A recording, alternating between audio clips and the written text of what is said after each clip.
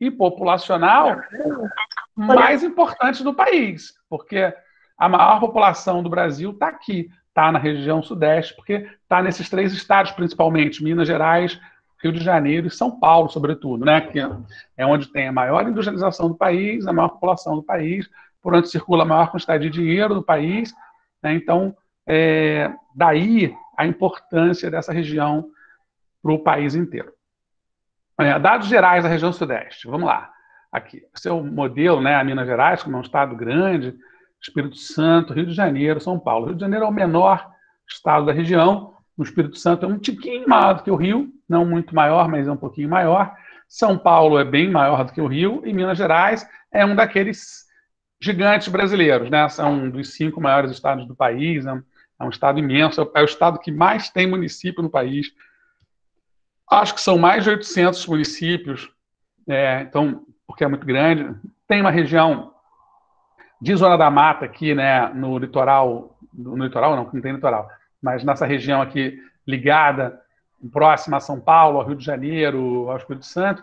Tem uma região grande de Cerrado, né, já ligada aqui ao centro-oeste, perto de Brasília, de Goiás, do Mato Grosso do Sul. Tem inclusive um pedaço de Caatinga, né, de sertão, que é aqui nessa parte norte de Minas, que faz fronteira com a Bahia. Tá? É um estado muito grande, muito cheio de histórias, muito bonito.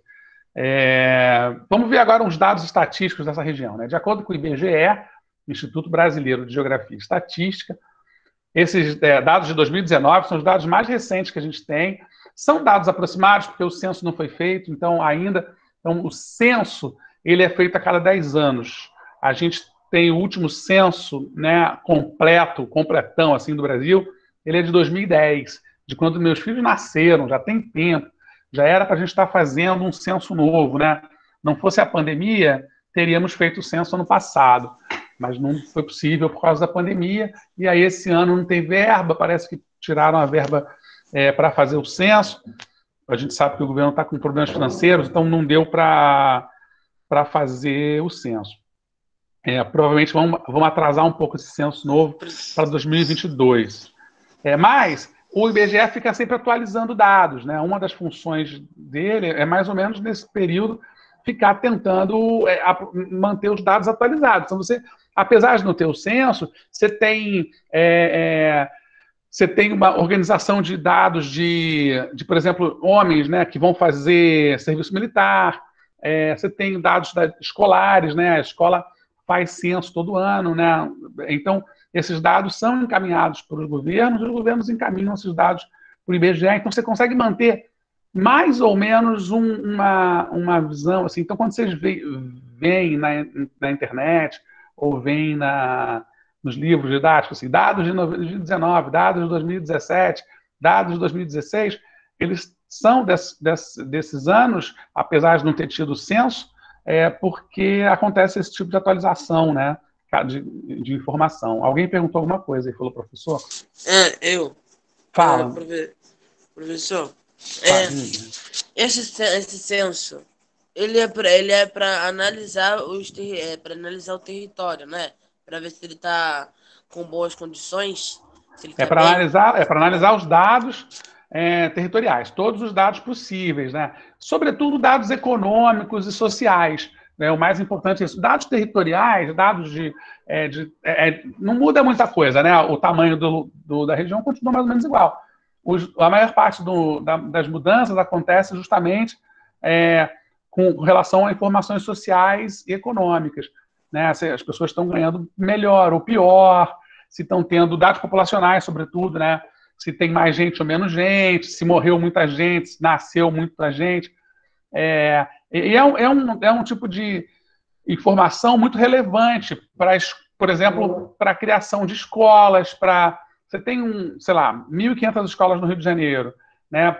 Para uma população estimada ali de alunos de aproximadamente quantos mil são? Quase 500 mil de alunos. Então, assim, talvez em determinada região tenha havido uma mudança drástica e a partir de, sei lá, de 2010, a população tenha migrado, saído dali, e ali tenha virado uma espécie de vazio populacional. não faz sentido manter uma escola ali.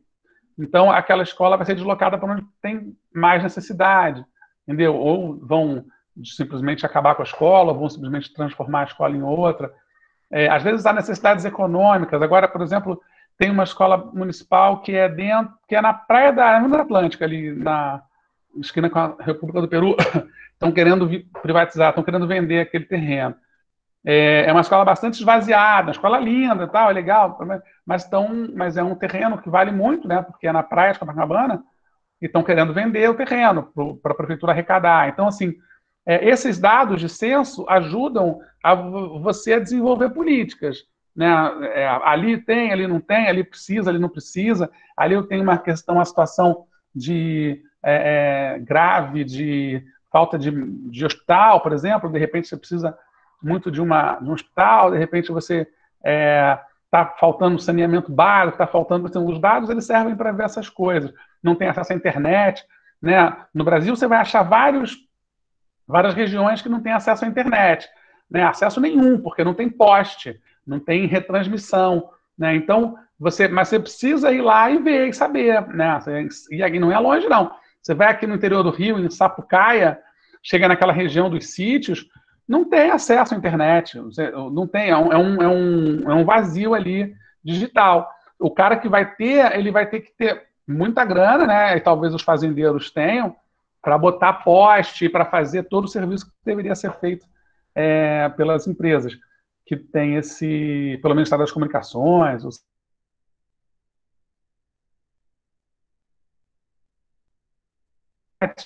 Então o cara vai para lá, fica sem internet. Você travou para mim. Eu travei para você?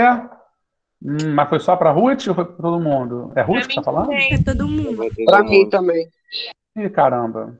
Então vamos ver. Voltei, não? Alô? Não, você voltou normal. Voltei normal? Tá. Travou na hora que tu falou alguma coisa. Ah, tá. Professor, travou pra mim. Eu até tentei sair e entrar, mas travou. Mas voltou agora? Acho que sim, voltou. Tá. Então, eu estava falando disso, que os dados do IBGE são importantes para isso, para eu ter para eu não, né? Mas para os governos terem uma dimensão do tamanho do problema, né? Para terem uma dimensão do que tem para ser feito em determinadas regiões.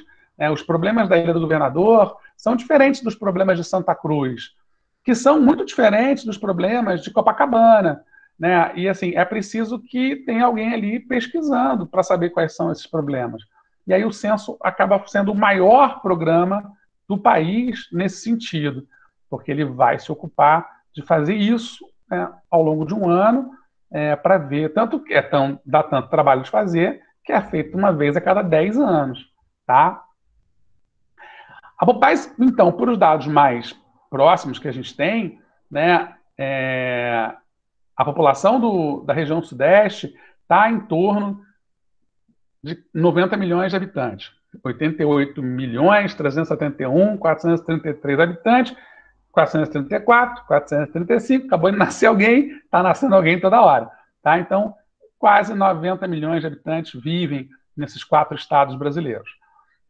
O rendimento domiciliar per capita, né? Per capita é um termo em latim que, na verdade, significa por pessoa. Tá? A gente não usa, né? Perguntam muito assim, por que não usa, então, por pessoa? Porque alguns termos, sobretudo de latim e de grego, eles acabam virando termos que a gente chama de canônicos, quer dizer isso, termos que são, que viram o símbolo, o sinônimo daquilo. Eu vou saber e vou ouvir essa palavra per capita em qualquer lugar do mundo e vou saber do que se trata. Então, lá em inglês, você vai falar, não sei o que, sei lá, rendimento por domicílio em inglês, mas vai falar per capita, do mesmo jeito que a gente fala aqui. Você vai falar em espanhol, rendimento domiciliar também, e vai falar per capita. Então, é uma palavra que serve para o mundo todo, é por pessoa. Tá? Per capita significa por pessoa. É isso que eu estava falando, significa, é uma palavra latina, tá? Do latim, que vai ser entendida por qualquer pessoa no mundo todo. Se eu for falar de desenvolvimento populacional na França, né, rendement populacional, não sei o que lá, vou falar francês, e aí ele vai falar per capita. Lá no inglês, o cara vai falar, eu esqueci como é que é rendimento populacional em inglês, mas enfim, sei lá, development, sei lá, population, não sei, esqueci. Mas ele vai falar per capita também, né?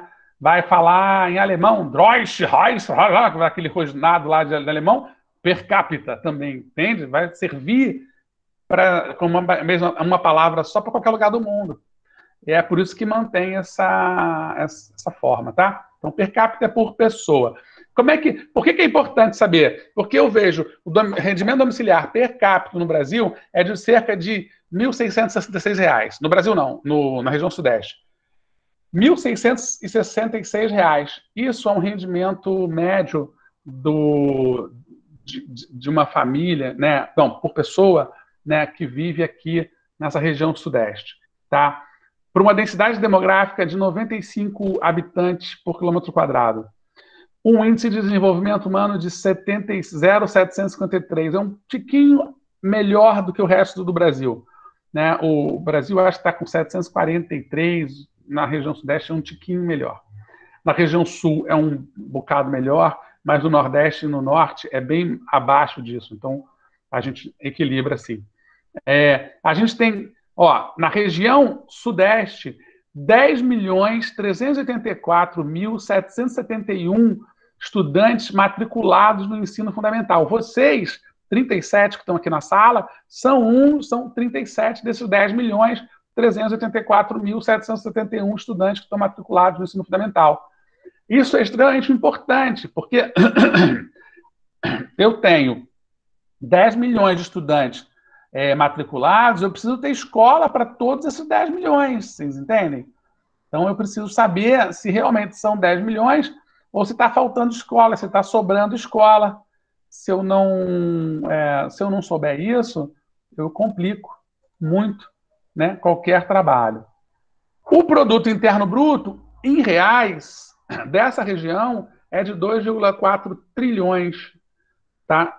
E a taxa de mortalidade infantil é de 12,6%, mas não é por cento, é por mil, tá? A cada 1.000 crianças nascidas, 12 crianças e meia, mais ou menos, morrem no primeiro ano, tá? A mortalidade infantil é calculada a partir até o primeiro ano de vida.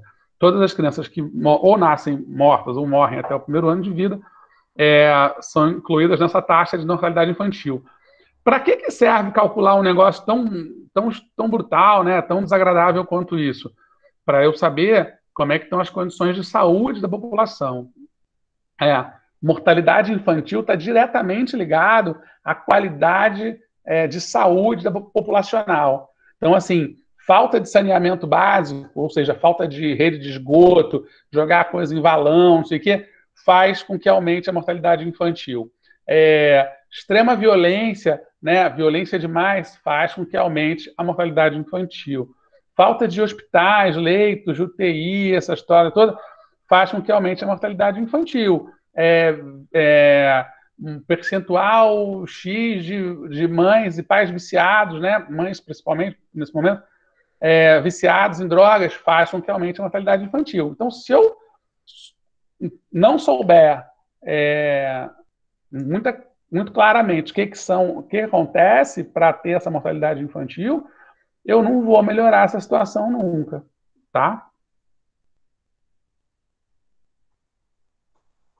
A região sudeste do Brasil é formada por 4 unidades da Federação: Espírito Santo, cuja capital é Vitória; Minas Gerais, cuja capital é Belo Horizonte; Rio de Janeiro, cuja capital é Rio de Janeiro; e São Paulo, cuja capital é São Paulo.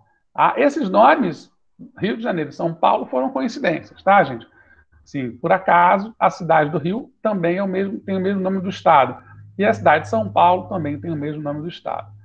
Isso não acontece com nenhum dos outros estados brasileiros, todos têm seus nomes diferentes. E os limites aqui, a gente faz fronteira o Espírito Santo e Minas lá em cima com a Bahia, né? Minas, só Minas, né? Com Goiás, São Paulo e Goiás e também com um pedacinho aqui do Mato Grosso do Sul. São Paulo faz a fronteira aqui com Mato Grosso do Sul e o Paraná. Tá? Essas são as nossas fronteiras. E Brasília aqui encosta em Minas, que é a nossa atual capital. O relevo do Sudeste é composto pela planície litorânea atlântica, principalmente os estados do Espírito Santo e do Rio de Janeiro. Minas Gerais é o único estado dessa região que não possui litoral. São Paulo tem sua maior parte sobre os planaltos, mas possui uma região litorânea com muita influência histórica, a região da Baixada Santista. A maior parte da vegetação... Peraí que está entrando alguém. Gente, tem gente entrando muito tarde, hein? Ó, já são... Professor, eu nasci aqui no Rio. Sou filho de nordestinos, mas nasci aqui no Rio.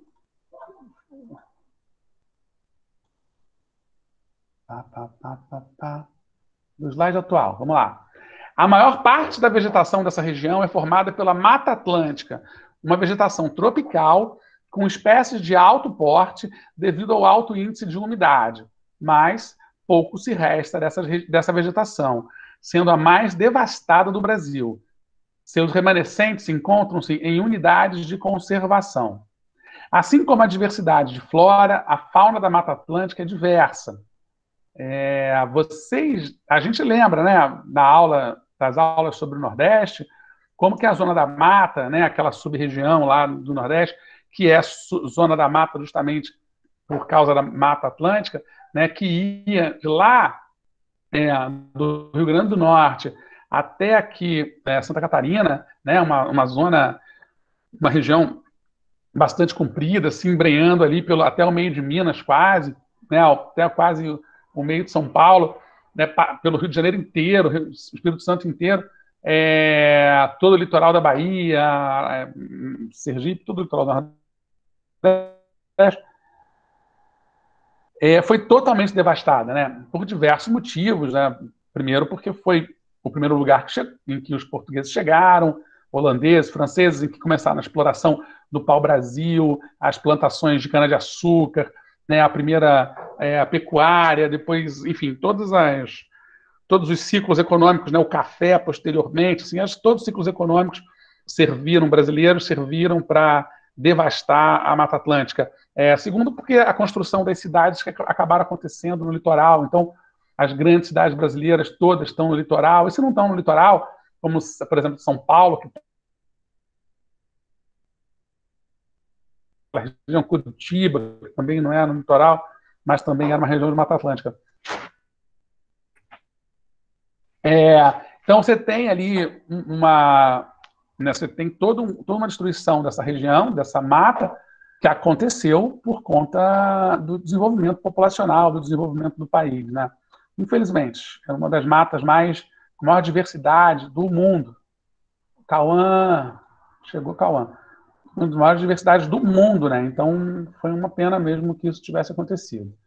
Ainda existem as APAs, né, que são as áreas de proteção ambiental. A gente no Rio tem algumas. O Rio de Janeiro é um dos lugares que mais tem ainda vegetação de Mata Atlântica preservada. A gente tem aqui no Rio várias florestas, como a Floresta da Tijuca, como a área de proteção ambiental de Guapimirim, lá da Serra do Mendanha, em Nova Iguaçu, de Teresópolis, ali do Dedo de Deus, tal, tudo a área de proteção ambiental. Tá? Mas a região sudeste vai além da Mata Atlântica, né? Em algumas áreas de Minas Gerais encontram-se vegetações de cerrado, com aparência de vegetação já meio morta na época seca, mas que voltam às tonalidades verdes com a chuva. Uma das coisas mais legais de você pegar o carro, né? Enfim, se um dia vocês tiverem a oportunidade, eu tive essa sorte de poder ir a Brasília de carro. É muito chão, gente. São 1.183 quilômetros, mais ou menos. Né? É puxado de carro. Se você quiser ir numa tocada só, num dia só, dá umas 14, 15 horas, mais ou menos. acho muito puxado, eu sempre dormia no meio do caminho para poder chegar lá com calma, sem arriscar a minha vida. Mas, assim, tem uma coisa que é muito bacana, que é você ir vendo a mudança, né, a transição da vegetação. Você sai daqui no Rio, né, chega ali em Juiz de Fora, chega ali em Barbacena, né, até Belo Horizonte, mais ou menos, Mata Atlântica, aquele mato cerrado, forte, verde, vivo, árvores altas, um clima que tem um pouco mais fresco, você tem essa coisa da mata, né, tem muita sombra e tal. E aí você passa de Belo Horizonte, a vegetação começa a escassear, a ficar menor, a ficar mais... você começa a ver, um horizonte um pouco mais árido, você começa a ver uma árvorezinha aqui, um arbustozinho acolá, muita grama, que já é uma vegetação típica de cerrado, e ver isso, assim, acontecendo na tua frente é bacana demais, é muito interessante, assim, uma experiência rara, né, que você vive se você vai de carro ou se você vai de ônibus, né? Eu já fui a Brasília de ônibus também, a sensação é igual, assim, fui fazer concurso, fazer prova para trabalhar lá, e é muito interessante, assim, uma experiência bem bacana de se viver. O Sudeste possui importantes cursos d'água de bacias hidrográficas, como a nascente do Rio São Francisco, localizada em Minas Gerais. Lembra que o Rio São Francisco, o Velho Chico, é o rio mais importante do Nordeste, atravessa o sertão, né? Atravessa a Bahia inteira, e cruza ali a fronteira, né? Estabelece, na verdade, a fronteira ali com Pernambuco, e corta ao meio ali Sergipe e Alagoas. Que esse rio, que é tão significativo para o Nordeste, né, tão importante para o Nordeste, nasce no meio de Minas. Nasce ali, bem no meio aqui de Minas, na serra, nessa área aqui da represa das três irmãs e tal, Serra da Canastra, eu acho. E daqui, bem do meião de Minas, ele vai embora, cruzando a Bahia dentro. Tá? Então, metade de Minas também é cruzada pelo Rio São Francisco. Ainda também você vai ter o Rio Tietê, em São Paulo, que deságua na bacia do Paraná. Durante muito tempo eu achava que o Rio Tietê vinha ao contrário, vinha da bacia do Paraná para o litoral, mas não. Ele nasce por aqui, né, nas margens do Ipiranga, por aqui, e vai em direção contrária até a bacia do Paraná. O Rio Tietê, professor, não é o mais sujo? O Rio Tietê é o mais sujo, quando ele cruza a cidade de São Paulo, é um esgoto a céu aberto, né? É horroroso. Assim como vários rios aqui do Rio, né? O Rio Carioca, por exemplo, que batiza a nossa... o cara que nasce no Rio, a pessoa que nasce no Rio, é um esgoto a céu aberto que desemboca ali na Baía de Guanabara, ali na Praia do Flamengo. Mas o Rio Tietê é podre. Agora, parece que na nascente do rio a água é super limpa, né? Chega a dar para beber. Então, é curioso, assim, é muito claro como a cidade destrói aquela água, né? Podia ser uma água importante para se beber e tal, para se consumir. Né? Nem tudo que reluz é ouro. É verdade, né? Tudo que a gente consegue fazer... A gente tem o toque de anti-Midas, né? O toque de Midas transformava tudo em ouro, né? A gente tem transformado tudo em lixo. É impressionante como o ser humano consegue destruir tudo. A gente tem que tomar muito cuidado. A geração de vocês tem uma responsabilidade monstruosa de preservar as coisas, porque senão a gente não vive mais 200 anos. Os netos de vocês talvez não vejam o mundo possível, né? Porque a gente tem destruído muitas coisas. Tá? Se a gente não só pensar na gente, a gente se ferra. Porque eu vivo, mas eu vou viver mais, sei lá, eu tenho 48, vou viver mais uns 40 anos com muita boa vontade. Né? Em pouco tempo, então, ou a gente deixa a Terra, ou a Terra mata a gente. Exatamente, a gente precisa cuidar dela.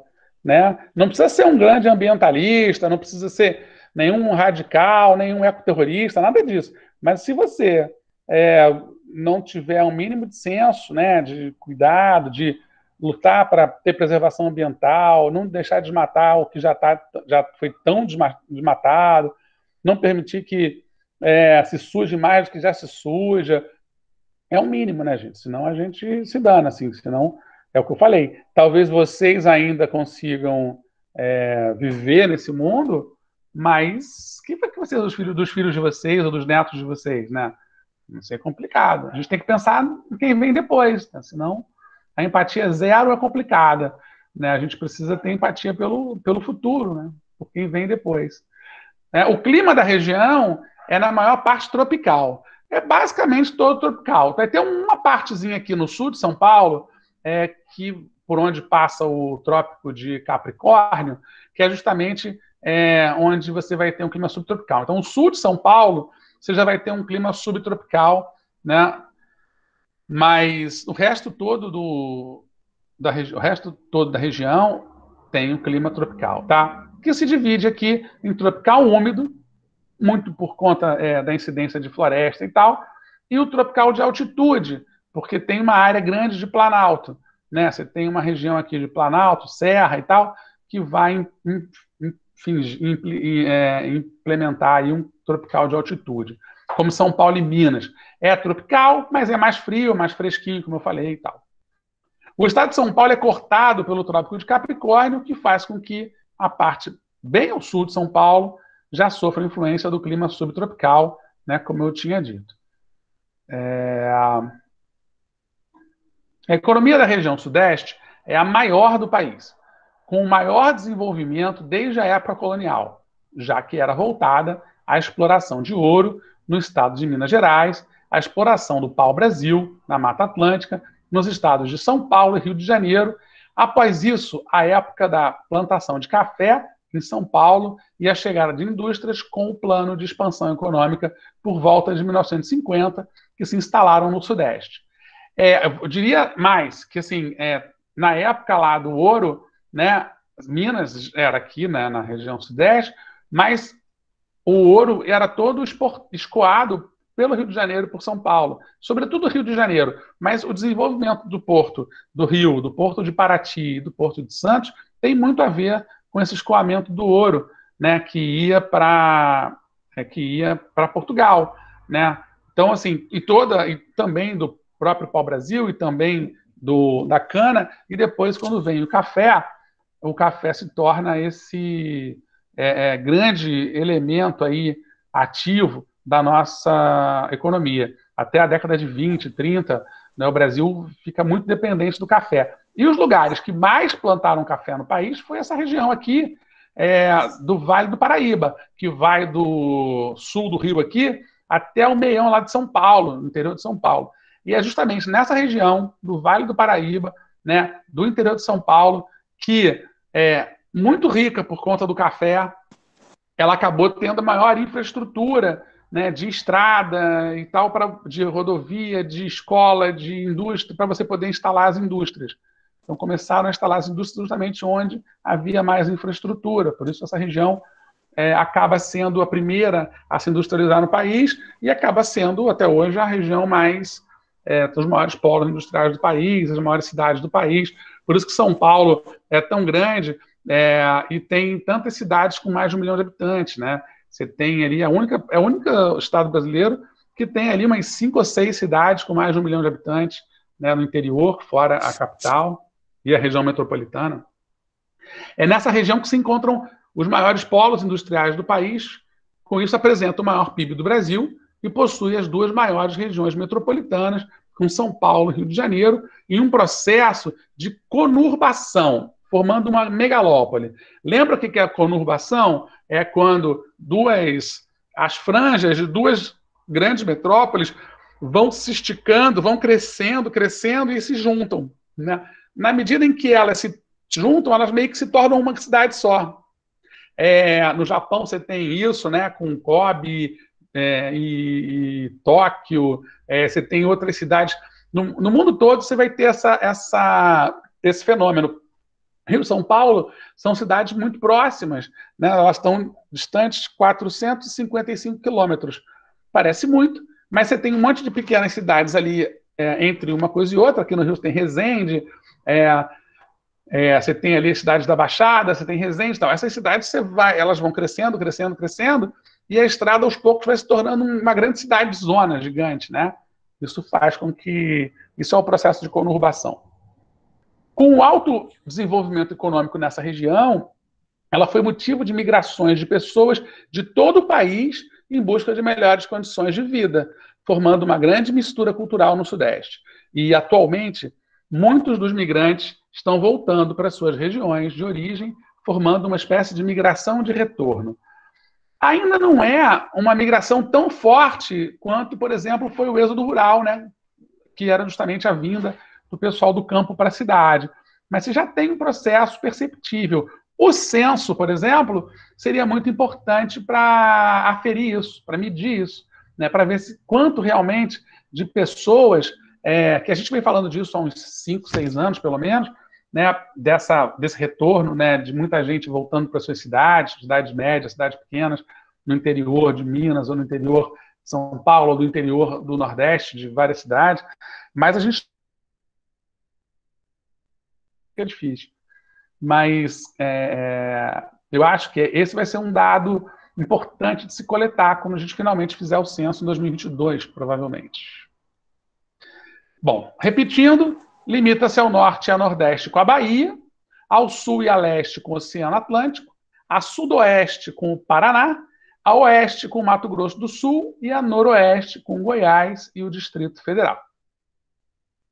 Nele estão os municípios mais populosos, a maior densidade populacional, os maiores depósitos de minério de ferro, a maior rede rodoferroviária... Peraí, deixa eu só acabar isso aqui. Só acabar essa frase. E o maior complexo portuário da América Latina. É a mais importante região industrial, comercial e financeira do país. Emprega 80% do operariado brasileiro e usa 85% do total da energia elétrica consumida no Brasil. Lembra que é 1/10 do país de tamanho, mas gasta 85% da energia elétrica consumida no Brasil. Ou seja, São Paulo, por exemplo, depende muito da usina hidrelétrica de Itaipu, lá no Paraná, sobretudo para o interior todo, né, para o seu consumo de eletricidade, que é justamente onde estão as fábricas e as grandes fazendas. Fala, filho. Professor, alô? Diga. Eu estava aqui escutando a sua aula. Aí, do nada, você travou. Aí eu fiquei chamando. Aí, do nada, me expulsou a aula. Me expulsou. Mas você voltou. Comigo Foi a aconteceu internet que também, caiu, Ruth. Ruth. Foi a internet que caiu. Aqui caiu Mas a minha também. internet estava normal, nem caiu. Então, mas às vezes A dá minha um pico caiu de aqui. luz, às vezes dá um pico de luz muito rapidinho, cai e você nem percebe. E aí, mas o programa ele acaba percebendo e te tirando. Mas você voltou direto, nem precisou. Só, Nem mas precisou não foi a internet, porque a minha não caiu, não. então, mas ela não é coletiva. A internet é de cada lugar, né? Às vezes cai aqui, não cai aí. Às vezes cai na casa da Ruth, mas não caiu no Antônio. Às vezes cai no Levi, mas não caiu. Caiu a Entendeu? minha e a da Ruth ao mesmo tempo. Do nada me Coincidência. expulsou. Eu falei assim, o que aconteceu? Não fui eu juro pra você. Adoro vocês. Jamais expulsaria. Vamos terminando. Peraí, deixa eu terminar. Faltam 7 minutinhos, deixa eu terminar para a gente poder acelerar. A região sudeste começou a ser colonizada pelos portugueses no século XVI. A primeira vila, São Vicente, foi fundada em 1532. É ali em São Paulo. Existe até hoje. O desenvolvimento da região começou a partir da década do ouro, da descoberta do ouro em Minas Gerais no século XVIII. Em 1763, o Porto do Rio de Janeiro, por onde escoava o ouro, passou a capital do Brasil. Passou a ser o centro financeiro do país. A capital se deslocou de Salvador para o Rio. Só em 1960, Brasília passou a ser a capital, porque havia um projeto de expansão do país para o interior, para o centro-oeste. E a melhor ideia que se teve foi justamente construir uma capital lá no centro-oeste para desenvolver a região. Demorou um bocado, mas surtiu efeito. Né? Dos últimos 20 anos, Brasília, Goiânia, né? E as capitais ali do centro-oeste, como Cuiabá e Campo Grande se tornaram cidades grandes, com mais de 1 milhão de habitantes, com desenvolvimento econômico e tal, relativamente grande, assim, né, expressivo para o país. No início do século XX, a expansão da lavoura do café transformou São Paulo no maior centro econômico do Brasil. Aí deslocou para São Paulo e, nos últimos 100 anos, só dá São Paulo em termos econômicos, tá? A região sudeste possui uma população aproximadamente, mais que isso, né, a gente viu lá, de aproximadamente 88 milhões de habitantes, forma 44% da população brasileira, muito embora 1/3 dos habitantes, cerca de 28 milhões de pessoas, não tenham nascido na região. A região reúne os 3 primeiros estados do país em população, São Paulo, Minas Gerais e Rio de Janeiro. O Sudeste ainda é a região mais densamente povoada do Brasil, atingindo a marca de, não 84, mas a gente viu antes lá no outro dado que é mais atual, 95 habitantes por quilômetro quadrado, né? Viu que aquele dado lá de 2019, esse aqui é de 2010, né? Enquanto a média brasileira de 23 habitantes por quilômetro quadrado é uma das mais baixas do mundo. O Brasil, apesar de ser a sexta maior população do planeta, né, 213 milhões de habitantes, e a geografia é muito dinâmica, porque até 2 anos atrás o Brasil era a quinta maior população do planeta, mas estava atrás só da China, da Índia, dos Estados Unidos, da Indonésia, mas, segundo os dados mais recentes, a Nigéria passou o Brasil, está com 215 milhões de habitantes. O Sudeste é a região mais populosa, ocupa 10,85% do território brasileiro, é altamente urbanizada, né, 90% da população vive em zonas urbanas, abriga 2 metrópoles globais, que são São Paulo e Rio de Janeiro. Depois a gente vai fazer uma aula com essas metrópoles, cidade média, cidade grande, metrópole, megalópole, metrópole global, para a gente lembrar um pouco isso, ou ver isso, enfim, que eu não lembro se a gente viu isso no passado. As cidades mais populosas do Sudeste, segundo o IBGE, já em 2019, são São Paulo, Rio de Janeiro, Belo Horizonte, Guarulhos, Campinas, São Gonçalo, Duque de Caxias, São Bernardo do Campo, Nova Iguaçu, Santo André, São José dos Campos, Osasco, Ribeirão Preto, Uberlândia, Sorocaba, Contagem, Juiz de Fora, Serra, Niterói, Belfor Roxo e Campos dos Goytacazes, todas com mais de 500 mil habitantes, tá? Que são consideradas cidades grandes. A região Sudeste também apresenta índices sociais relativamente elevados, possui a segunda maior qualidade de vida do país, ficando atrás só da região Sul, né? E possui 15 dentre as 20 cidades melhores ranqueadas no IDH, com destaque para São Caetano do Sul, que tem o melhor IDH do país, Águas de São Pedro, que tem o segundo melhor IDH do país, e Vitória, no Espírito Santo, que tem a 4ª melhor qualidade de vida do Brasil, sendo que, dentre as capitais, é a melhor. Tá? E depois Santos e Niterói, né? São as 7 aí das 7. Tem 1, 2, 3, 4, 5 na região Sudeste. As outras 2 estão na região Sul. Devido às suas características de relevo, predominam na região os rios de Planalto, naturalmente encachoeirados, entre as várias bacias hidrográficas, merecem destaque a Bacia do Paraná. O rio principal é formado pela junção dos rios Paranaíba e Grande. Nessa bacia se localizam algumas das maiores hidrelétricas do país, tanto no Rio Paraná, Urubupungá e Itaipu, que é a maior da América, como nos rios, que foi a maior do mundo durante muitos anos, até a China inaugurar aquela das 3 gargantas lá, como nos rios Paranaíba, que tem Cachoeira Dourada e São Simão, e o Grande, que tem Furnas e Volta Grande. Né? Você tem a bacia do São Francisco, cujo rio principal nasce em Minas, mas que tem uma estrutura muito elevada lá para o Nordeste, na Serra da Canastra, atravessa a Bahia e alcança Pernambuco, Alagoas e Sergipe no Nordeste, recebendo alguns grandes afluentes e outros menores, que chegam inclusive a secar. No seu alto curso, que vai da nascente, em Pirapora, Minas Gerais, o São Francisco é acidentado e não navegável, oferecendo, por outro lado, alto potencial hidrelétrico. A usina hidrelétrica de Três Marias, eu falei Três Irmãs no começo, né? Três Marias, foi aí construída a fim de regularizar o curso do rio fornecer energia elétrica e ampliar seu trecho navegável, através de comportas que fazem subir o nível das águas. Já no médio curso, que se estende, está acabando, de Pirapora e Juazeiro, na Bahia, o rio é inteiramente navegável. O baixo curso do Rio São Francisco localiza-se inteiramente na região nordeste. E você tem, finalmente, as bacias do leste, que são um conjunto de bacias secundárias de diversos rios que descem das serras litorâneas para o Atlântico, merecendo destaque as bacias dos rios Pardo, Rio Doce, que é aquele rio do acidente da Vale, Rio Jequitinhonha, em Minas Gerais, e Paraíba do Sul, em São Paulo e Rio de Janeiro. Tá? São as cidades, essas são os estados, as bandeiras dos estados da região sudeste, e é isso, minha linha. Professor, não, agora a gente tem aula de português, a gente pode... Eu sei, filho, por isso que era o meu... Eu estava querendo... Opa, peraí. Não, eu estava querendo acabar justamente por isso, porque faltavam só esses dois interromper.